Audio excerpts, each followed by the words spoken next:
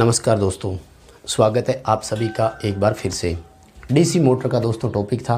बात करेंगे DC motor की एफिशिएंसी के बारे में, यानी दक्षता कैसे ज्ञात कर सकते हैं। हानियों का टॉपिक नहीं करेंगे, हानियां सेम वैसे ही है जैसे डीसी जनरेटर में थी। दक्षता के साथ साथ पावर फ्लो डायग्राम मोटर का देखेंगे, वो जनरेटर से अलग है। एफिशिएंसी ज्ञात करने के तरीके अलग हैं और एफिशिएंसी की विधियाँ कौन सी है, उन सब पर चर्चा करेंगे। ज़्यादा बड़ा टॉपिक नहीं है, मेन इंपॉर्टेंट वो 4 विधियाँ हैं दक्षता ज्ञात करने की। स्विनबर्न, हॉपकिंसन, ठीक है, रिटार्डेशन टेस्ट और ब्रेक टेस्ट, तो वो मेथड ही अपन इसमें करेंगे। ठीक है, टॉपिक का नाम है डीसी मोटर की दक्षता। देखो, एफिशिएंसी से पहले अपन मोटर की पावर फ्लो डायग्राम देखते हैं कि वास्तव में मोटर में पावर कैसे फ्लो होती है। ठीक है, तो क्योंकि पावर फ्लो डायग्राम जो है ना वो ज़्यादा ज़रूरी है, इससे एक मोटा मोटी हिंट मिल जाती है कि मोटर वर्क कैसे करती है। ठीक है, देखो सबसे पहले मोटर को हम इलेक्ट्रिकल पावर इनपुट करते हैं, ध्यान रखना। ठीक है, जो भी हमने वैद्युतिक शक्ति इनपुट दी थी वो V इंटू आई कहलाती है। कंप्लीट लिखो तो VT इंटू IL है, यानी मोटर पावर कितना इनपुट ले रही है यहाँ से पता लग जाएगा आपको।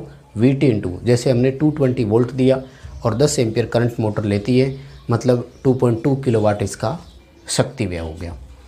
इस पावर इनपुट में से सबसे पहले क्या होता है कि जो फील्ड का कॉपर लॉस था वो माइनस कर दिया जाता है। फील्ड कॉपर लॉस इसमें से घटा दिया जाएगा। शेष जितनी भी पावर बचेगी वो पावर आर्मेचर को ट्रांसफ़र हो जाएगी। ठीक है, पावर ट्रांसफर्ड टू आर्मेचर, यानी फील्ड का कॉपर लॉस घटाने के बाद जितनी भी पावर अपने पास शेष रह जाती है वो कंप्लीट हमने अब आर्मेचर को दे दी, या यूँ कहें कि एयर गैप में आ गई जो बल आर्मेचर पर लगाया जाने वाला है। इसमें से आर्मेचर का कॉपर लॉस माइनस कर दिया जाता है। आर्मेचर का कॉपर लॉस जो भी होगा वो घट जाता है जितनी लॉसेज होना होता है, और शेष जो पावर होती है वो आर्मेचर को एक तरह से प्राप्त हो जाती है। यूँ कहें कि वो आर्मेचर के लिए चली जाती है, आर्मेचर को वैद्युतिक शक्ति इसमें से मिल जाती है। यहाँ से आर्मेचर में जो कॉपर लॉस माइनस होगा तो उसके बाद में हम क्या करते हैं कि यहाँ पर अपने पास यांत्रिक शक्ति डेवलप होनी शुरू हो जाती है। उत्पन्न यांत्रिक शक्ति कौन सी? EB इंटू IA वाली, जो back EMF into armature current से ज्ञात होती है ना, वो पावर यहाँ आ जाएगी। अब जो शक्ति उत्पन्न हुई थी, ध्यान रखना, आयरन लॉस इसमें से माइनस होगा, पहले नहीं होगा। ठीक है, क्योंकि आयरन लॉस एक प्रकार का मैग्नेटिक लॉस है और यूँ कहें कि स्ट्रे लॉस में आता है। तो वो ये कहते हैं कि चलो अब शक्ति उत्पन्न हो गई तो इसमें से बचे हुए को घटा दीजिए। शेष जो पावर होती है वो मैकेनिकल हमारे पास बच जाती है। इसको बोलते हैं अवेलेबल मैकेनिकल पावर, उपलब्ध यांत्रिक शक्ति जो कि बाहर मिल जाना चाहिए था, लेकिन अभी भी हमारा यांत्रिक हानियाँ एक हमारे और रह गई, तो वो यांत्रिक हानियाँ इसमें से घटा दी जाती है और शेष पावर हमें आउटपुट मिल जाती है मैकेनिकल के रूप में। ये चलता है पावर फ्लो डीसी मोटर का। कैसे, दोबारा देख लो। सबसे पहले हमने इलेक्ट्रिकल पावर इनपुट दिया VT इंटू IL से, इसमें से फील्ड का कॉपर लॉस घटा दिया जाएगा, जो भी पावर बचेगी वो आर्मेचर को ट्रांसफ़र हो चुकी है। इसमें से आर्मेचर का कॉपर लॉस घटेगा और आर्मेचर एक यांत्रिक शक्ति डेवलप कर देगा EB इंटू IA के बराबर। उत्पन्न यांत्रिक शक्ति back EMF into armature current के बराबर थी। इसमें से आयरन लॉस घटेगा और अब पावर बाहर जाने ही वाली थी, शाफ्ट पर उपलब्ध होने वाली ही थी कि ठीक उससे पहले मैकेनिकल लॉस को माइनस और कर दिया और हमें बाहर आउटपुट मिल गई। यहाँ पे जो पावर मिलती है वो BHP कहलाती है, ब्रेक हॉर्स पावर बोलते हैं। BHP हमेशा वही होती है जो शाफ्ट पर उपलब्ध आउटपुट पावर होती है। अब मोटर की एफिशिएंसी की बात करें तो 3 तरह से एफिशिएंसी आती है। हमने विद्युत ऊर्जा दिया तो कितनी यांत्रिक शक्ति उत्पन्न हुई, उत्पन्न यांत्रिक शक्ति से बाहर कितनी यांत्रिक शक्ति मिली, 2, और तीसरा ये कि ओवरऑल एफिशिएंसी कितनी है। इलेक्ट्रिकल पावर दी, उसके बदले आउटपुट पावर कितनी मिली, बीच में क्या हुआ हमें इससे कोई मतलब नहीं। तो जनरेटर की तरह ही इसकी भी 3 दक्षताएं होती है। कौन कौन सी? सबसे पहली होती है इलेक्ट्रिकल एफिशिएंसी, वैद्युतिक दक्षता। वैद्युतिक दक्षता के रूप में क्या हुआ था, हमने इनपुट के रूप में इलेक्ट्रिकल पावर दिया था, इलेक्ट्रिकल पावर इनपुट, और आउटपुट के रूप में क्या हुआ था, यांत्रिक शक्ति यानी मैकेनिकल पावर डेवलप हुई थी, उत्पन्न हुई थी।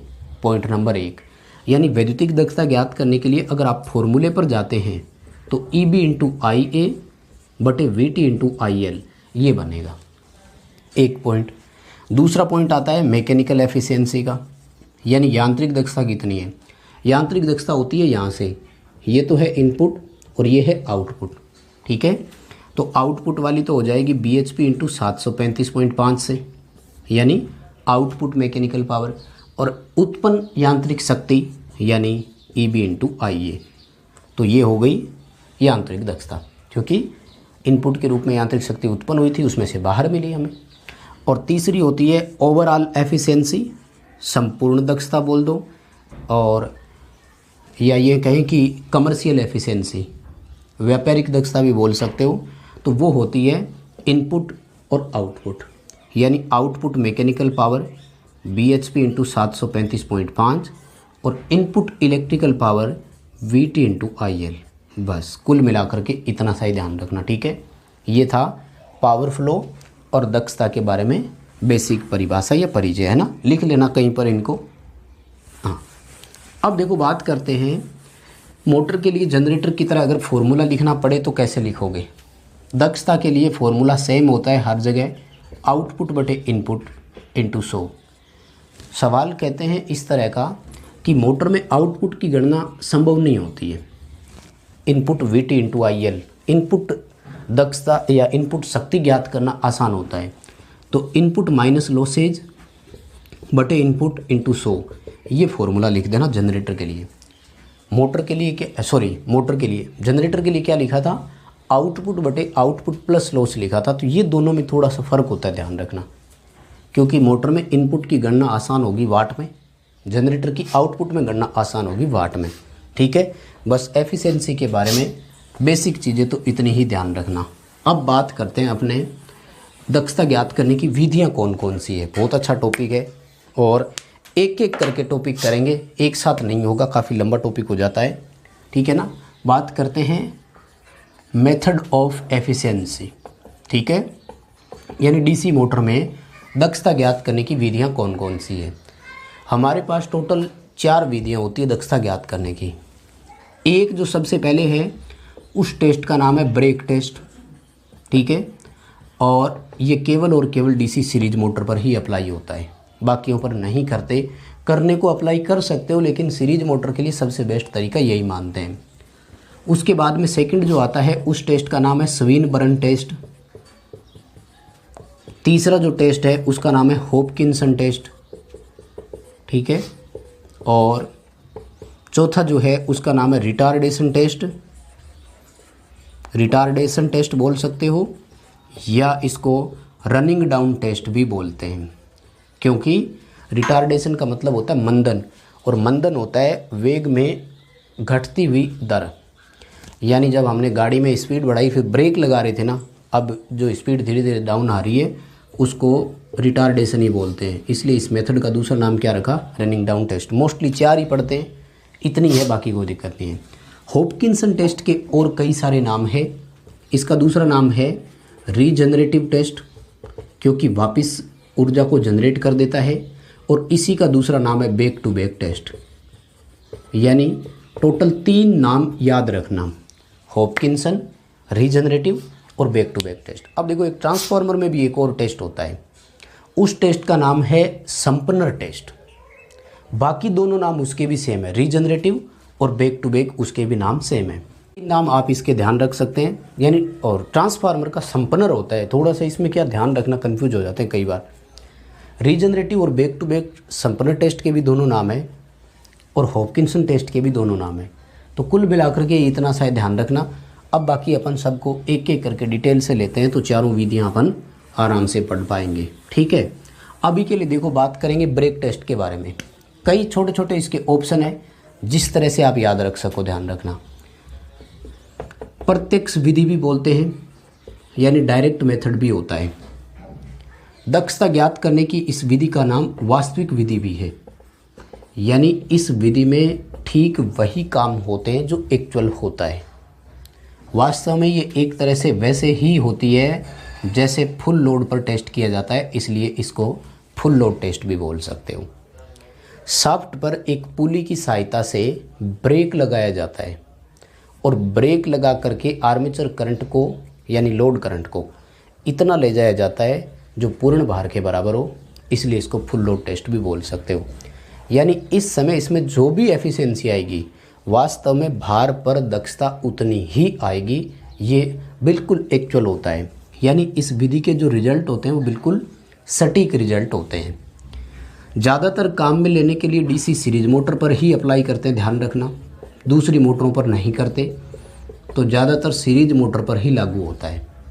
भार पर दक्षता ज्ञात करने की ये विधि है और कुछ भी नहीं है। ठीक है, देखो दक्षता ज्ञात करने के लिए हमें क्या चाहिए, हमें चाहिए आउटपुट और इनपुट, राइट।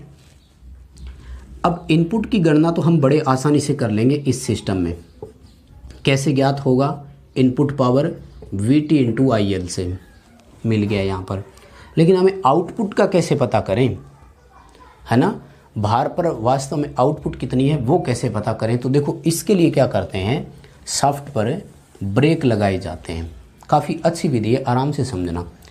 ब्रेक लगाने का मतलब ये होता है कि एक शाफ्ट पर एक पुली लगा देते हैं, पुली पर एक बेल्ट चढ़ा देते हैं, बेल्ट के दोनों ओर स्प्रिंग तुला लगाएं तो भी ठीक है, नहीं तो एक एंड पर तो उसको ज़मीन में फिट कर देते हैं पूरी तरह से, और दूसरी एंड पर उसमें स्प्रिंग तुला लगाते हैं और एक व्हील लगाते हैं, जिस व्हील को घुमाने से वो टाइट होती जाती है, शाफ्ट पर वो बेल्ट कसा जाता है।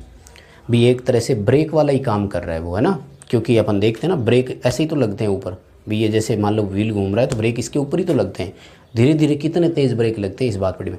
यानी बेल्ट पर एक खिंचाव बल डाला जाता है। ध्यान रखना, जब भी हो किसी भी चीज़ को रोकने के लिए जब बेल्ट होता है ना, तो बेल्ट के दोनों एंड पर लगने वाला भार एक दूसरे के विपरीत दिशा में काम करता है, तभी वो चीज़ रुकती है।